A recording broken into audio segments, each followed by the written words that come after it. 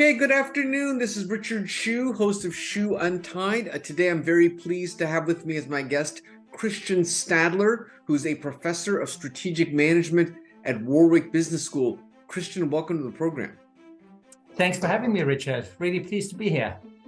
So, Christian, why don't you start by telling me, how do you describe the area of research or study that you do? If you were to, meet somebody and tell them what you do, what would you say? Wow, I'm a strategy professor. So in essence, you have problems, maybe big problems in your organization. You wonder how to tackle them. That's when strategists come in and they're trying to find a plan of how you can tackle these issues. Okay, but how about a little bit more specifically? Like what kind of strategy do you, have you developed? Sure. I've recently worked a lot on how companies can open up their strategy, so include a much larger group of people into the strategy making process, in a way, use the wisdom of the crowd, but in the strategy domain.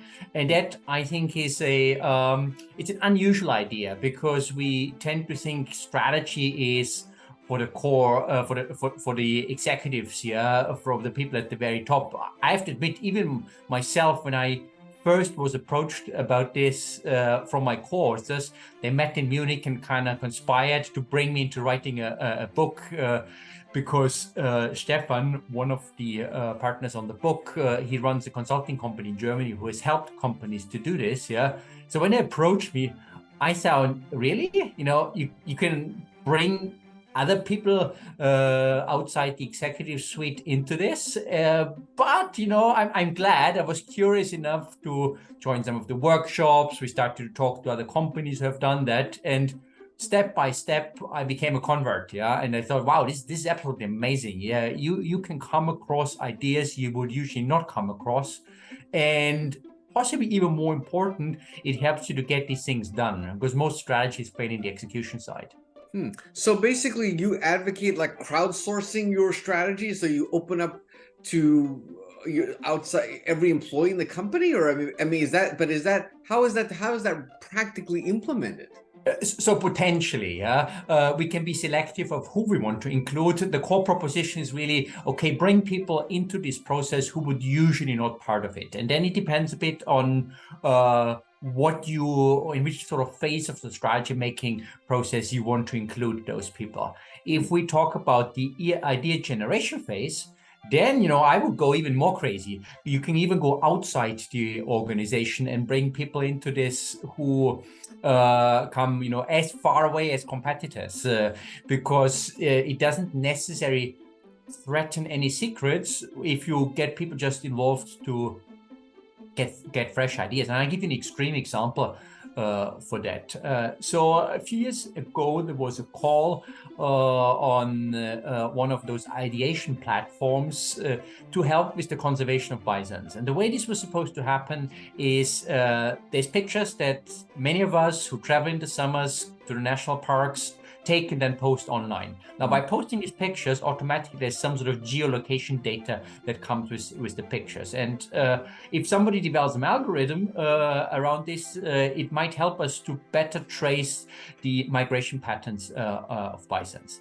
I talked to the organizer of this particular contest, and he was telling us, we got not only a working algorithm, we got one that came at a much cheaper price and faster than if we would have found contractors to do so. But that's the interesting part. This actually had nothing to do with the conservation of bisons. This was an exercise by the intelligence community in the United States, and they wanted an algorithm that helps them to track Russian operatives in Crimea when Russia first occupied Crimea. Now, if they would have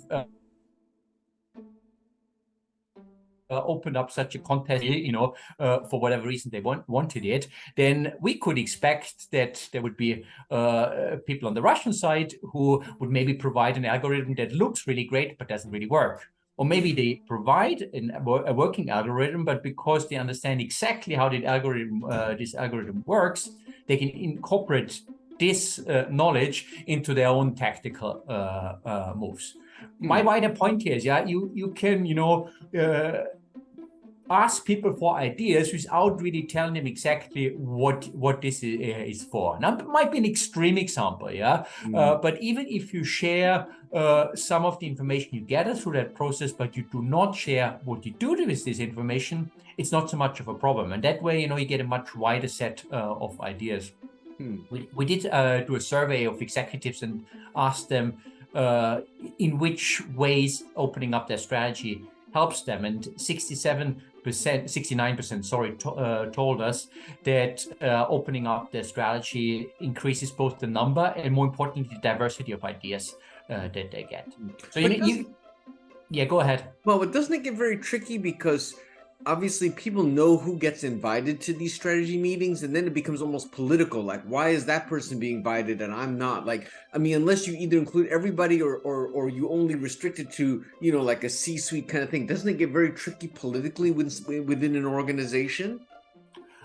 So not necessarily. So one option is that you involve everyone. Yeah, if you use online tools, digital tools, there is not necessarily a restriction in that sort of context that I just described. The largest exercise I've come across was one from IBM, where they involved 160,000 people. So clearly, you don't need to be particularly restrictive or selective of who gets involved in that. You then need clever algorithms that help you to condense the information as well, tickle out those things that are particularly useful. But even the crowd itself does some of that. Yeah, if you have in this case it was like an online discussion forum, a strategy jam, you would have moderators around certain topics, and people, in these topics sometimes find each other. The great outcome for IBM in this case was actually that various small initiatives that happened across the world found each other, and they created 10 new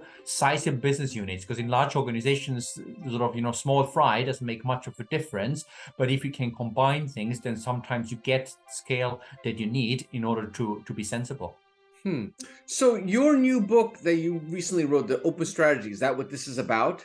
Yeah, that's what the book is about. Yeah, Right. This idea of how you can do that, and we maybe went into this extreme area where you can really involve very large crowds of people, but there is also a more sort of still bigger than usual but smaller crowd that can be involved, and you're right, that becomes maybe politically interesting, who is and who isn't allowed into the room for these situations.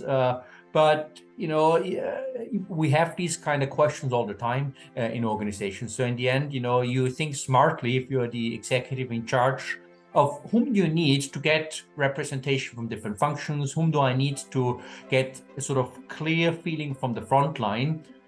And also people who are not afraid of speaking up. Sometimes the problem can be in an exercise like this, if the senior person is there, then lots of people might be a bit reluctant to be forthcoming with their own ideas, and sort of they wonder how will my ideas play with the senior folks.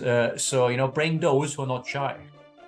So now, I mean, obviously I understand that you invite more people, you get more ideas, but isn't it a diminishing return? Because the more ideas you have, the less you can really focus, and how do you organize them? I mean, like, it seems like you get some sort of diminishing return with the more people and the more ideas you get involved.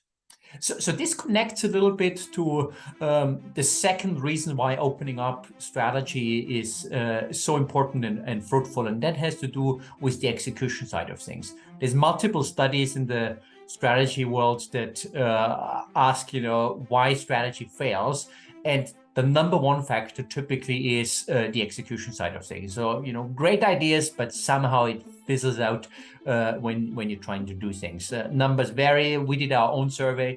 We found, I think 52% told us that, the main reason why things go wrong is in execution. But some of these studies go as far as saying 90%, is down to execution. Now, when people get involved in the strategy making, then they are able to fine-tune things to get a more granular understanding of strategy that is relevant for themselves as well. And they're less resistant if they develop the psychological ownership that, every one of us has when we not just sort of, recipients, but actually have an ability to shape things. And maybe, I give you a nice example for that as well. Barclays retail arm, that's a large bank here in the United Kingdom, and in the UK there's 30,000 people who work in the retail arm of Barclays. In 2012, got a new leader, that was Hsu Untied, who was starting to think about what's the consequences of digitalization, how can we confront that as a bank. Now, you would say, typical approach, I hire a consulting firm to do it. I do it maybe in a way day with my senior executives to come up with solutions. But Ashok told me that in the end, strategy, in his view, tries to really answer three very simple questions. Where are we at the moment? Where do we want to go? And how do we get there? And everyone in the organization has an answer to that. If I give them an opportunity to be involved in trying to answer these things, then they're able to break things down in a way that is relevant for them. And if you work at the counter of a bank and you hear digital transformation, your first reaction usually is, where's my job going to go?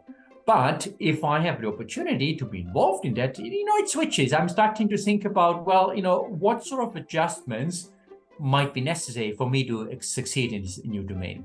For example, they set up a strategy jam as well, what I mentioned earlier for IBM, where they involved really all 30,000 people. They had in a previous phase identified sort of broader trajectories, but now in this strategy jam, people could talk about, the things that, might affect them. In the mortgage department, for example, one of the guys there pointed out that Domino's Pizza, a big delivery chain for pizza in the UK, they can tell you when you order your pizza. They can tell you when the ingredients go on the pizza. They can tell you when the pizza goes in the oven. They can tell you when the pizza comes out of the oven, and they can tell you when the pizza is going to be with you in your house.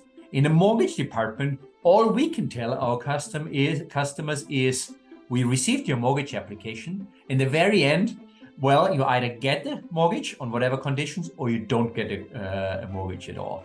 In this digital era, that's sort of, that's out of sync with the expectations of customers. So let us, talk about how we can change that.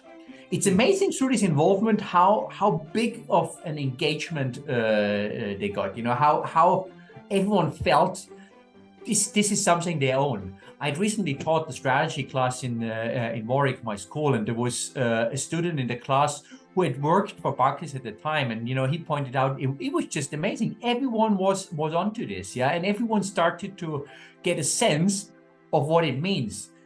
After that exercise, there was a self-help group that came about, the Digital Eagles. Those who were better in this digital world helped those who were lagging behind. You had things like a granddad coming into a Barclays bank with his new iPad, asking them to set up the new iPad because his grandson had told him Barclays are the people who get digital.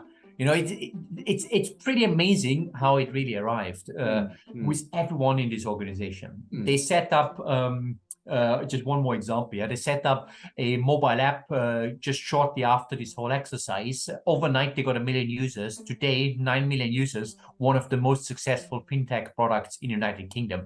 300-year-old retail bank, have truly arrived in this digital age because, people were not resisting, people were thinking along. So then I guess it strikes me that if there are benefits to crowdsourcing strategy, as you're talking about, then the real key is, how do you moderate these sessions? How is that? That seems like the critical piece. Is that, I assume that an outside consultant has to do that? How do you do that? So many people many companies have internals who do that. They might get some specific training to do this. If you have these sort of super large engagements, then IBM probably has the best software for that. And they also can bring along some people who help you with the moderation. They might train some internals if you need a larger group of moderators for that as well. But that's really critical if you go really large. Now, there's also some more sort of old school analog tools where you go into workshops, and what you can do in these workshops is, for example, have a setup that is a little bit like, I think you call it Shark Tank in the States. We call it Dragon's Den, where you would have different groups working on something, and then they pitch, they present something, you have a round of voting, you get rid of the ideas that seem to be less feasible, and then work on fleshing out those winning ideas in more detail by having some of the losers join the winning teams, and sort of, in a step-by-step way, really start to condense and separate the good from the not so good. So do you advocate this large involvement throughout the entire process, or just at the beginning, and then the actual refinement is done by a smaller group? Or what is the optimal way of doing it?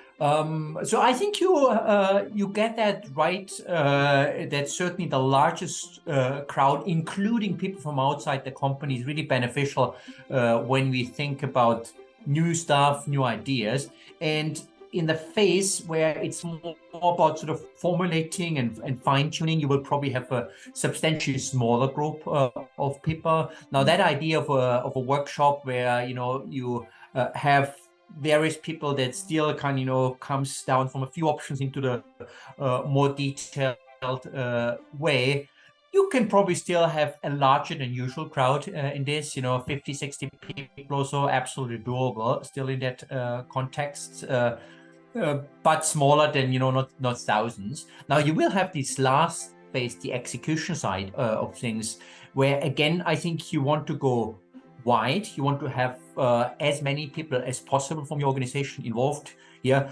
but you don't really need outsiders for this.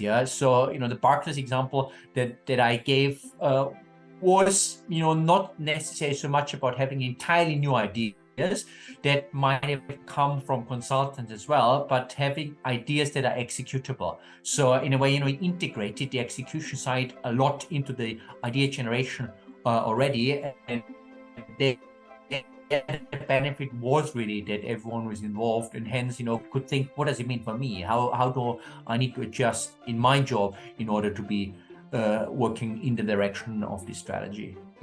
Now, is any of this effectiveness, does it depend on the culture? Like, if you looked at American companies versus European, like, do you have any comment about whether the cultural differences make this more or less effective? We had both American and European companies in our study, and it works equally well in these contexts. It's probably a little bit more difficult in cultures where you are more reluctant to speak up in the face of seniority or hierarchy. So I spent a fair bit of time around this topic, talking to people in the Middle East as well, for example, and they were saying it's really hard for them now, the business leaders, to get juniors to speak up when they're there. Now, one way of how you can potentially navigate this is, run a workshop type setting without the most senior people in the company involved. Only have them come maybe at the very end when the results are being presented, but make sure that they're not there and scare everyone involved. Now, I have less experience in Asia, but I presume it could be similar in that context. I did spend the last 2 years in Kenya, and have been in various other African countries. I think people are pretty outspoken in many of these places as well. Certainly, in Nigeria, where I was doing workshops before, people are not shy at all, and it worked really well there. So since you've been studying this or working with companies that try this, what are some of the risks and pitfalls? Because I'm sure this is anyways, it seems like it would be fraught with potential risks. What are some of those risks? So one is if you create the illusion that this is going to turn into a democracy. That's clearly not the case. You get more ideas, you get more input as a senior executive, but in the end, it is still the senior executive who make the decision. If that is not clear from the beginning, then you might disappoint people, because they enter with the expectation that there is a vote in the end, and this is what's going to happen. that I think has to be really explicit. Mm-hmm. Second big problem can be if the moderation is not done with enough sort of power and sort of clear guidance. People easily drift into we have the World Cup at the moment, so we all like to talk about the next game or lunch kind, how good that was. So make sure that you have strong moderation that keeps everyone on topic. It's really important. And finally, which links a little bit to the sort of this is not going to become a democracy, the leaders need to be in this full-heartedly. We have seen examples where companies thought, oh, it's a kind of a cool thing, let's give it a shot, but the leaders were never fully convinced that this should fundamentally change what happens in the organization. And then you have situations where there's maybe a split among people. Some love the ideas that come out from these engagements, some don't. You've seen it in a German engineering company where those who are more sales oriented really love the ideas that sort of pointed more towards providing services beyond the sort of core engineering products, whereas the core engineering people, they hated this, and because the CEO's heart has never been fully in the process itself, in the end, you sort of just okay, we don't do anything, we just leave it as things have been. So that's really important as well. And we do have a little tool that allows you as the leader to self-assess yourself. So if you go to our website, openstrategy.info, you can go through a few questions and figure out whether you are ready for open strategy personally as a leader, and if not, there's a few suggestions of what you could do. Well, let me go back. You said earlier, and I realize this is oversimplification, but I forget who said this, but you said the CEO said, or whatever, the company said, there are three things: where you're at, where do you want to go, and then how do we get there? But isn't where you're going, where do you want to get to, isn't that really the CEO's vision? Because if you asked 5,000 employees, won't 5,000 employees potentially have 5,000 different ideas on where you need to go? I mean, how is that helpful for strategy? Doesn't the leader need to basically tell us, okay, this is where we need to go, and maybe everyone can have input on how we get there, but that's not really strategy, is it? No,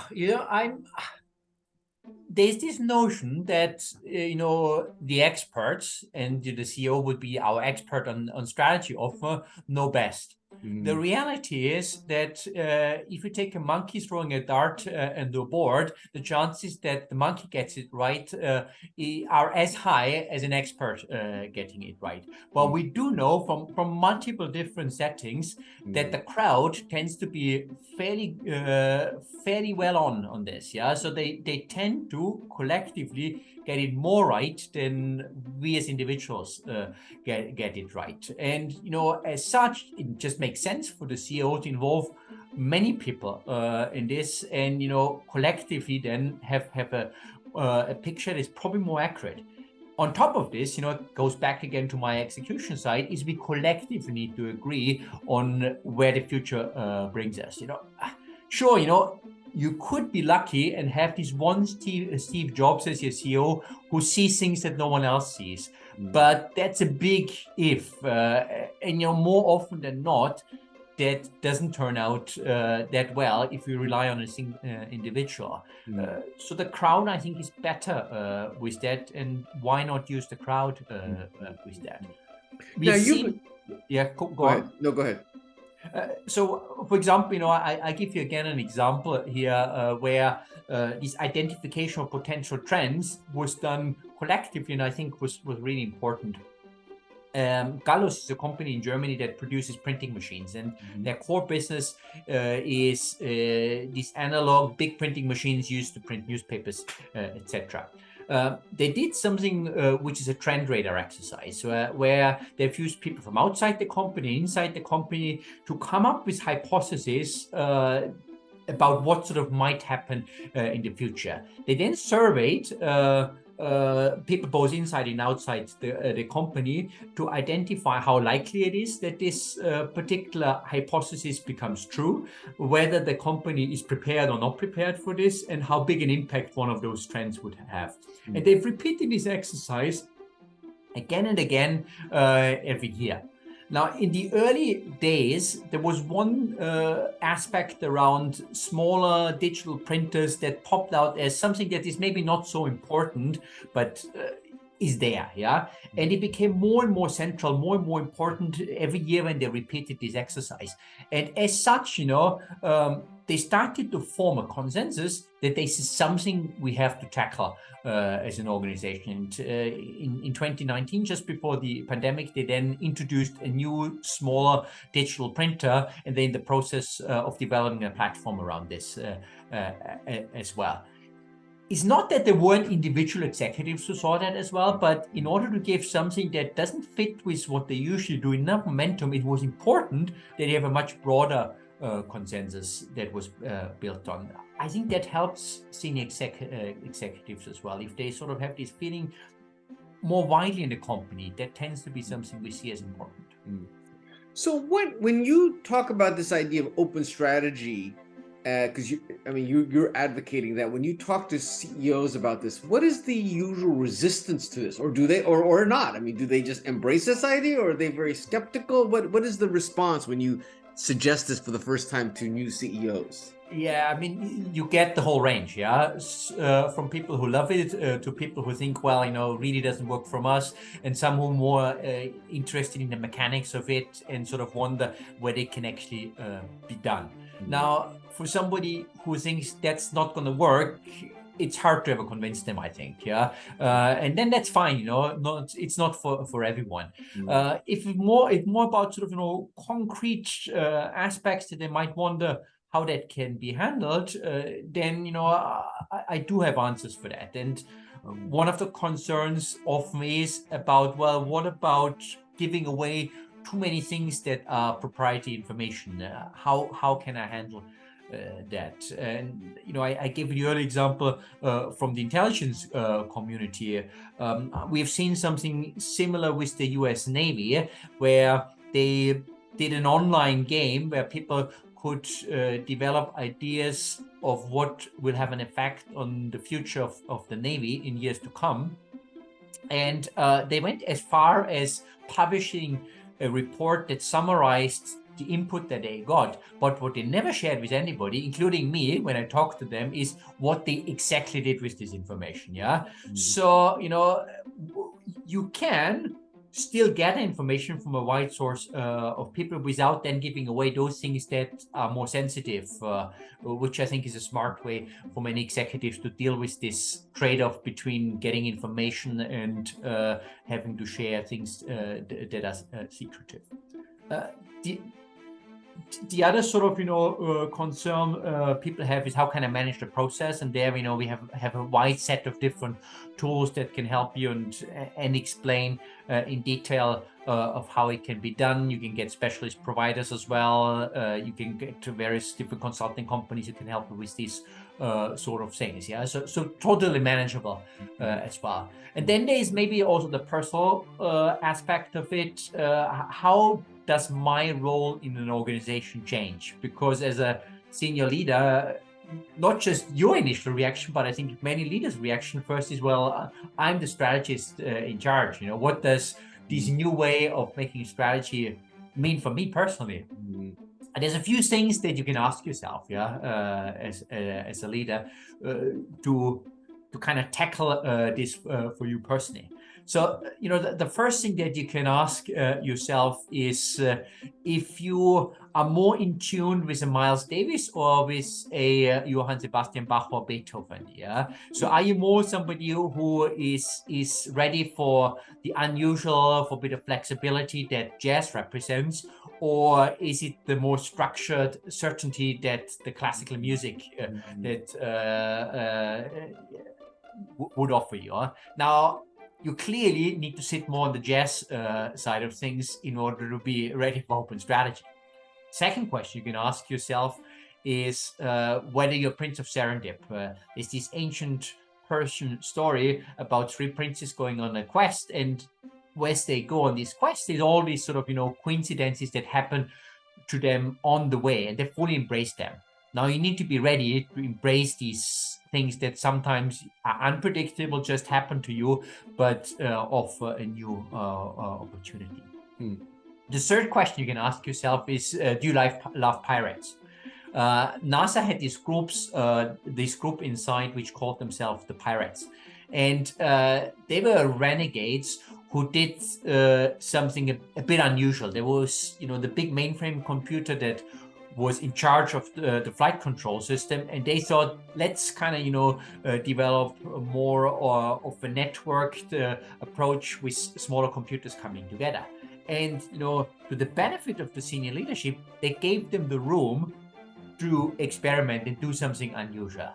That is something you need to offer as well if you want to embrace open strategy. So these questions can help you a little bit to see how can I get myself into a frame of mind that sets me up to be a leader that is not in charge of everything, but is more of an orchestrator, more of somebody who brings and navigates things together.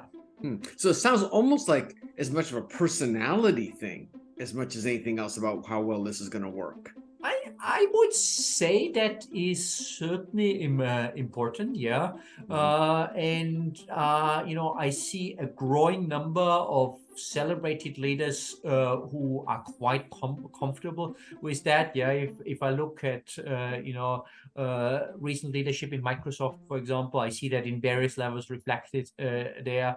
But of course, I also see the other extreme. Yeah, I don't think that Elon Musk's move in Twitter are very, much in favor of the open strategy approach. It's probably a limited number of focus groups are involved in this. Yeah, so it's not for everyone, and God knows, Elon Musk's approach might work out really well. Personally, I don't think it's the right approach, but I want to be careful. It's always when we have a great idea, we see everything through that frame. But I'm sort of reflective enough that I see there's other approaches that might work equally well in some situations. Do you think that open strategy works just as well or can benefit every company, or is part of your job or your thing to sort of evaluate whether open strategy would work in your company with your technology, your size and all that first before you advocate, or do you advocate that it is always the better approach? No, it's not always, yeah. So that would be an oversell. An area where it tends to work particularly well is when you face disruption and you don't really know how to answer to this particular situation, because that's when you need unusual ideas, and you need to find ways also to create momentum around those unusual ideas, and that's really hard in the existing frame of mind. Yeah? It's so easy with a new idea once it goes into the sort of corporate mold to be getting the response, sure, great idea, but doesn't work for us. Yeah, that's where I think that's particularly beneficial. And there's even situations where, legally speaking, you wouldn't be allowed to do that. Yeah, so an M&A situation typically has very stringent and strict regulation where you wouldn't be allowed to do that. Yeah, so not always the right approach. Where doesn't it work very well, or where doesn't it not ideal to implement it, would you say? So if you have a very predictable core business, you know it really well, I don't think it's necessary to open up.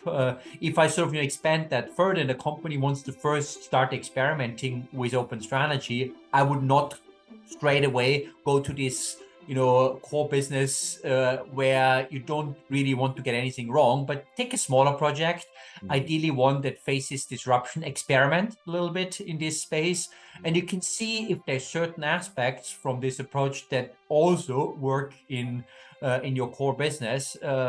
But maybe not. Yeah, as I said, best works really when you are in clearly uncertainty territory. So is and this the second reason why it would really not work is you alluded to this earlier, when you have a company that is strongly hierarchical, people are not able to speak up, there's no way that you can somehow change that in that setting, then it's lost love. Is this open strategy, is this something that is slowly adopting, or is it taking off like wildfire? What is your view of that? So we did a survey on that, yeah, and the response we got that roughly a third of all strategic initiatives open at least to some extent. Now, this 1/3 of initiatives generated, according to the responses we got, 50% of the revenues and profits of companies. So a good indicator that it works. I think a lot of companies are used to this from the innovation space, where you opened up your innovation early on, and slowly more and more companies start to take it into the more strategic realm. And the connection is fluid anyway, yeah. So some areas of innovation start to become really strategic, and then it's the question around creating a business model here, where it clearly moves into the strategy domain. That's an area many companies have experimented with openness before already. Yeah? We certainly get the feeling that most people think at least this is interesting and something that deserves their attention. Now, what are the McKinseys of the world? What do they think about this open strategy idea? Are they holding on board, or are they resisting some of this? No, surprisingly. So of the three big consulting firms, I know more people in Bain and BCG, and I think they see it in many ways as a complementary tool. This is not stealing their business, because you still need to fine tune and and adjust strategies. You need to still have somebody who gathers data, and this is what these consulting companies do extremely well. So I don't see it as a threat for them. There was a really great book by Martin Reeves last year, The Imagination Machine, where you see. He's from the Boston Consulting Group, and he leads their internal think tank, the BCG Henderson Institute. So Martin also looks for tools to spark more imagination in firms, which would not necessarily be the traditional way that consulting companies approach that. So I don't think they see it as any problem. At least the ones I've talked to, they find it interesting.